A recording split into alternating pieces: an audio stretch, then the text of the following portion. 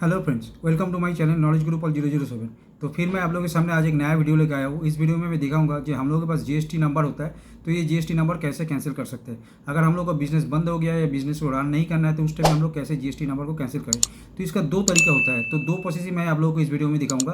First जो process है, उस प्रोसेस में हम लोग को कुछ करना ही नहीं पड़ेगा, ये ऑटोमेटिक कैसे कैंसिल होता है वही प्रोसेस दिखाऊंगा। और सेकंड प्रोसेस जो है, उसमें हम लोग जीएसटी नंबर जो होता है उस जीएसटी पोर्टल में जाकर उसको लॉगिन करने के बाद कैसे हम लोग जीएसटी नंबर को खुद कैंसिल कर सकते हैं, तो वो प्रोसेस भी मैं दिखाऊंगा। तो दोनों वे जो है ये मैं करके आप लोगों के सामने इस वीडियो में पूरा ही दिखाऊंगा। तो आप लोग मेरे चैनल में अगर नया है तो चैनल को सब्सक्राइब जरूर कर देना, वीडियो को ज़्यादा से ज़्यादा शेयर करना कि दूसरे को भी काम में आए। और वीडियो अगर अच्छा लगे तो वीडियो को लाइक करना मत भूलिए और कमेंट्स करके बोलिए ये वीडियो कैसे लगा और दूसरा कौन सा टॉपिक में वीडियो लाना चाहिए।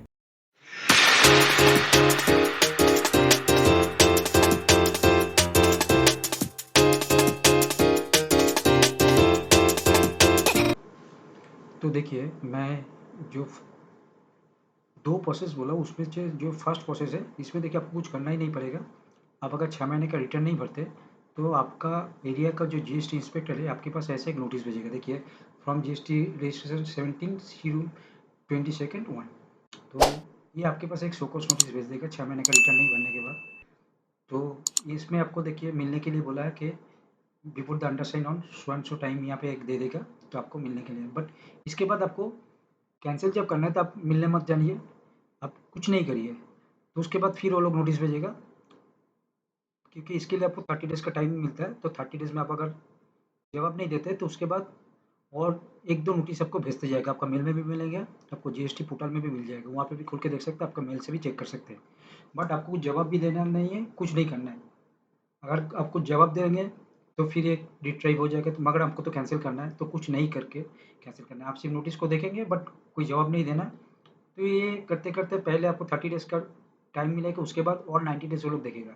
उसके बाद ये ऑटोमेटिक आपका सो मोटो कैंसिलेशन में ये जीएसटी नंबर चला जाएगा। मतलब वो 99% आपका कैंसिल में चला गया। उसके बाद रिट्रीव करने के लिए बहुत पापड़ बेलना पड़ता है, तो वो सब कुछ करने का ज़रूरत ही नहीं है। इस नोटिस का भी जवाब नहीं देना है और इसके बाद भी जो नोटिस भेजेगा उसका भी कोई भी, मतलब शोकॉज नोटिस हो चाहे जो भी नोटिस देगा। बट आपको एक बात बोल रहा हूँ, आपको कोई टैक्स ड्यू नहीं होना चाहिए। ये आपका टैक्स अगर ड्यू चलेगा, अगर पेंडिंग चलेगा, तो ये नोटिस का जवाब अगर नहीं देंगे, अगर आप कुछ एक्शन नहीं लेंगे तो आपका वो इंटरेस्ट पेनल्टी बढ़ते जाएगा, आपको फिर भरना होगा। आपका टैक्स क्लियर करना है, उसके बाद ही आप अगर बिजनेस बंद कर रहे हैं, बिजनेस को रन नहीं करना है, डिसकंटिन्यू कर रहे हैं, तो आप कुछ नहीं करके 6 महीने का रिटर्न, मतलब पहले का जो टैक्स है वो सब भर के देना पड़ेगा। तभी ये आपका जो फर्स्ट प्रोसेस है ये काम में रहेगा। मतलब आपका टैक्स पूरा पेंडिंग जो था वो सब क्लियर हो गया, एक भी पेंडिंग नहीं है, टैक्स ड्यूज कुछ नहीं है। तभी 6 महीने का रिटर्न मत भरिए। ऐसा शोकॉज नोटिस पहले भेजेगा, उसके बाद 2-3 बार और नोटिस भेजेगा। तो आपको टोटल 4 महीने के बाद आपका ये ऑटोमेटिक सो मोटो कैंसिल जो होता है, सो मोटो कैंसिल में आपका चल जाएगा। तो ये था आपका फर्स्ट प्रोसेस। और सेकंड प्रोसेस भी मैं दिखा रहा हूँ। उसमें आपको जाना है जीएसटी पोर्टल को, आपको लॉगिन करके उसके बाद सर्विस में जाके आपको जो प्रोसेस में एंट्री करना है, मतलब एप्लीकेशन के थ्रू, तो वो प्रोसेस भी मैं दिखा रहा हूँ। ये फर्स्ट प्रोसेस को मैं यहाँ पे ख़त्म करूँ इसके। तो आप देख पा रहे हैं, मैं देखिए जिसका रजिस्ट्रेशन कैंसिल करना है तो उसका ऑलरेडी मैं लॉगिन कर लिया हूँ। तभी देखिए, तो इसके बाद बहुत सारा प्रोसेस होता है, सब प्रोसेस को पूरा फुलफिल करना पड़ता है, तभी जाके रजिस्ट्रेशन कैंसिल हो सकता है। तो देखिए, मैं ये प्रोसेस को आप लोगों को दिखा रहा हूँ। तो इसको मैं क्या करूँगा अभी, देखिए सर्विस में क्लिक कर दिया। देखिए सर्विस में क्लिक करने के बाद यूजर सर्विस, उसके बाद देखिए माई एप्लीकेशन, क्योंकि अगर कोई पुराना पीछे का अगर कोई एप्लीकेशन पेंडिंग रहेगा तो उसको पहले देख लेना होगा। अगर वो रहेगा तो आपका ये कैंसिल नहीं हो सकता है, तो एक बार चेक कर लेना होगा। उसके बाद एक बार फिर देखना है, अगर कुछ पुराना सबमिट किया हुआ हो गया तो वो भी मुझे देखना है। तो इसके लिए फिर मैं सर्विस में चला गया। देखिए यूज़र सर्विस में फिर व्यू माई सबमिशन, अगर कुछ पिछले का कुछ सबमिशन अगर किया हुआ, मतलब सबमिट करके रखे वो पेंडिंग है, तो वो भी चेक करना पड़ता है। तो यहाँ पे आप डेट देख के वो सब सर्च कर सकते हैं। तो उसके बाद ये प्रोसेस को हम लोग आगे बढ़ाएंगे। तो अभी देखिए सर्विस में जाके रजिस्ट्रेशन में जाके फिर application for cancellation of registration, उसमें क्लिक कर दिया। तो क्लिक करने के बाद देखिए ऐसी इंटरफेस आपके सामने आ जाएगा। ये देखिए बेसिक डिटेल्स, कैंसिलेशन डिटेल्स और वेरिफिकेशन, ये तीनों प्रोसेस जो है, तीनों प्रोसेस को फुलफिल करना है, उसके बाद ये कैंसिल हो सकता है। तो पहले हम लोग करेंगे बेसिक डिटेल्स को, ठीक है। तो देखिए अभी बेसिक डिटेल्स में मैं क्लिक करूँगा, तो करने के बाद देखिए इंटरफेस कैसे आ जाएगा। देखिए बेसिक डिटेल्स को मैं क्लिक कर दिया। अभी देखिए बेसिक डिटेल्स में क्लिक करने के बाद ये ऐसे दिखा रहे थे कि यहाँ पे सब एड्रेस सब कुछ फिलअप करना है। अगर आपका एड्रेस कुछ चेंज करना है तो आप यहाँ पे एड्रेस दे सकते हैं, और सेम एड्रेस में अगर रखना है तो एड्रेस सेम एज अबव वहाँ पे क्लिक कर देना है। तो यहाँ पे सेम एड्रेस में मैं रखूँगा, तो मैं वहाँ पे क्लिक करके इसको सेव एंड कंटिन्यू कर देंगे।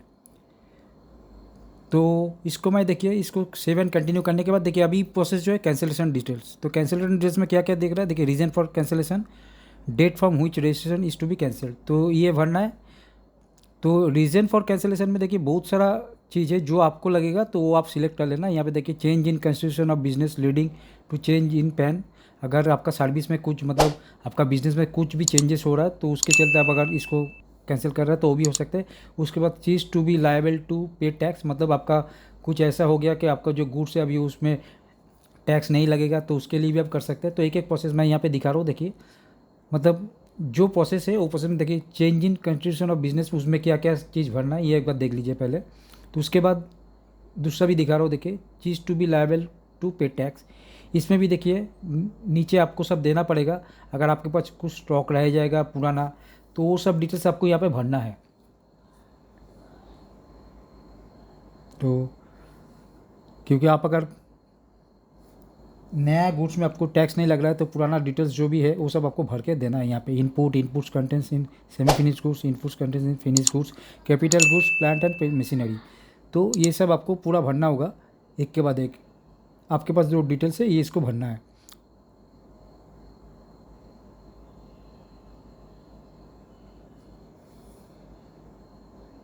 तो एक बार ये पूरा देख लीजिए, इसके बाद हम लोग नेक्स्ट स्टेप में नेक्स्ट भी हम समझाएंगे आपको। तो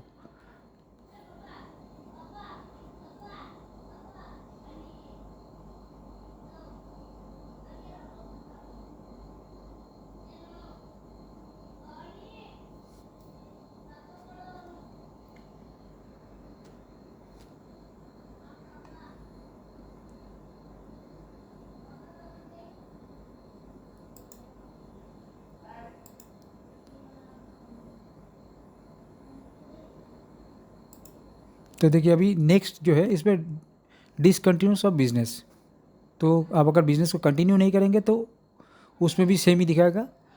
तो उसके बाद देखिए और भी आधार से transfer of business on accounts, मतलब आपका कुछ बिजनेस का प्लेस ट्रांसफ़र हो गया या तो किसी के साथ एमेंडमेंट, या तो डेट ऑफ सोल प्रोपराइटर, मतलब प्रोपराइटर का अगर डेथ हो गया।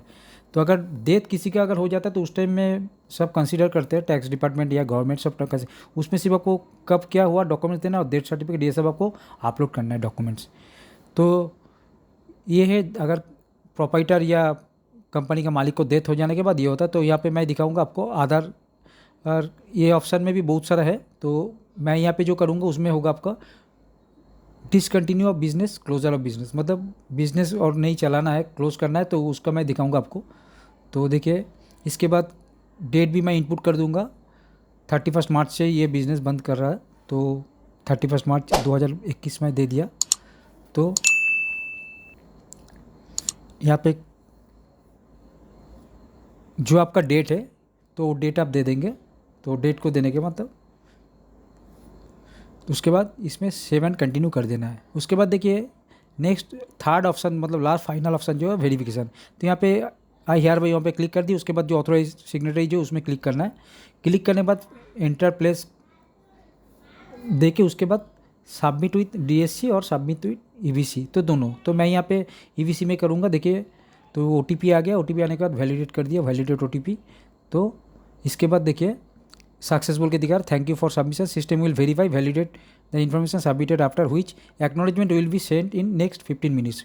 15 मिनट के अंदर आपके पास एप्लीकेशन का स्टेटस आ जाएगा। तो यही था कैंसिलेशन का प्रोसेस। आई होप कि आप लोग को ये वीडियो अच्छा लगे।